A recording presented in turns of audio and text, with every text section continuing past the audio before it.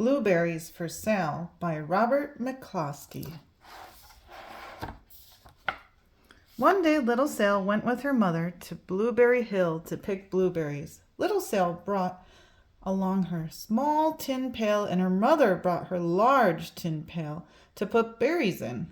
"We will take our berries home and can them," said her mother. "Then we will have food for the winter." Little Sail picked 3 berries and dropped them in her little tin pail. Ka-plink, ka-plank, ka-plunk. She picked 3 more berries and ate them. Then she picked more berries and dropped one in the pail. Ka-plunk. And the rest she ate. Then Little Sail ate all 4 blueberries out of her pail. Her mother walked slowly through the bushes, picking blueberries as she went and putting them in her pail. Little Sail struggled along behind, picking blueberries and eating every single one. Little Sail hurried ahead and dropped a blueberry in her mother's pail. It didn't sound ka-plink because the bottom of the pail was already covered with berries. She reached down inside to get her berry back. Though she really didn't mean to, she pulled out a large handful because there were so many blueberries right up close to the one she had put in. Her mother stopped picking and said, "Now, Sail, you run along and pick your own berries. Mother wants to take her berries home and can them for next winter." Her mother went back to her picking, but Little Sail, because her feet were tired of standing and walking, sat down in the middle of a large clump of bushes and ate blueberries. On the other side of Blueberry Hill, Little Bear came with his mother to eat blueberries. "Little Bear," she said, "eat lots of berries and grow big and fat. We must store up food for the long, cold winter." Little Bear followed behind his mother as she walked slowly through the bushes, eating berries. Little Bear stopped now and then to eat berries. Then she had to hustle along to catch up. Because his feet were tired of hustling, he picked out a large clump of bushes and sat down right in the middle and ate blueberries. Over on the other side of the hill, Little Sail ate all of the berries she could reach from where she was sitting. Then she started out to find her mother. She heard a noise from around a rock and thought, "That is my mother walking along." But it was a mother crow and her children, and they stopped eating berries and flew away, saying, "Caw, caw, caw."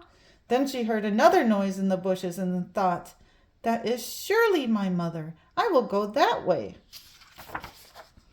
But it was Little Bear's mother instead. She was tramping along eating berries and thinking about storing up food for the winter.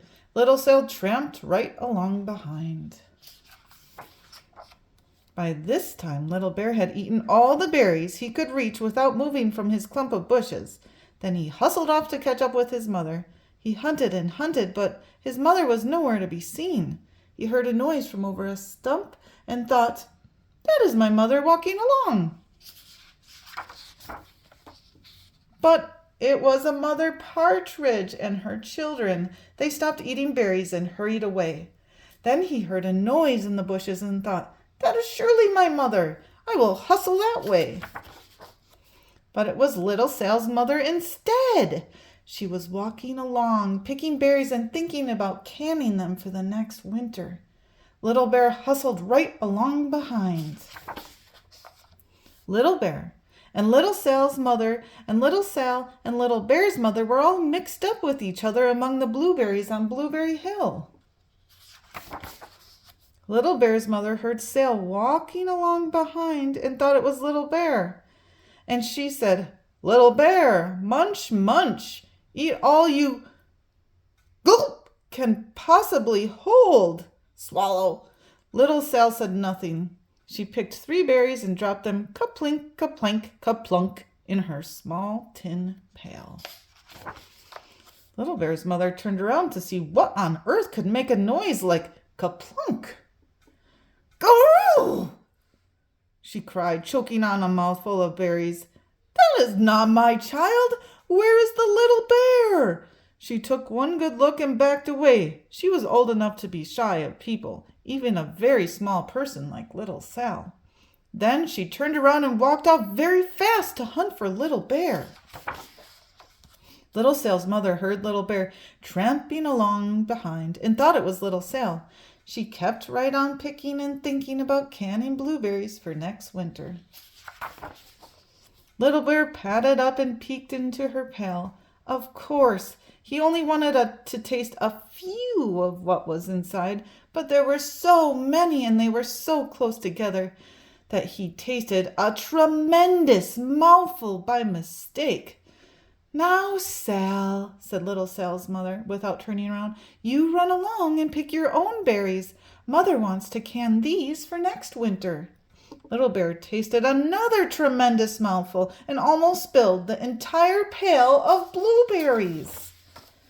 Little Sal's mother turned around and gasped, "My goodness, you are not little Sal. Oh, where is my child?" Little Bear just sat munching and swallowing and licking his lips. Little Sal's mother slowly backed away. She was old enough to be shy of bears, even very small bears like Little Bear. Then she turned and walked away quickly to look for little Sal. She hadn't gone very far before she heard a kaplink, kaplank, kaplunk. She knew just what made that kind of noise.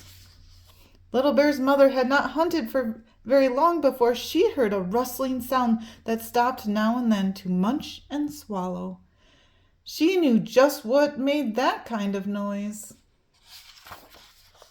Little Bear and his mother went home down one side of Blueberry Hill, eating blueberries all the way and full of food stored up for next winter.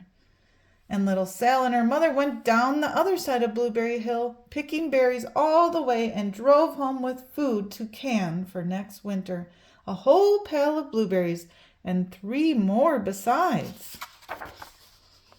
The end.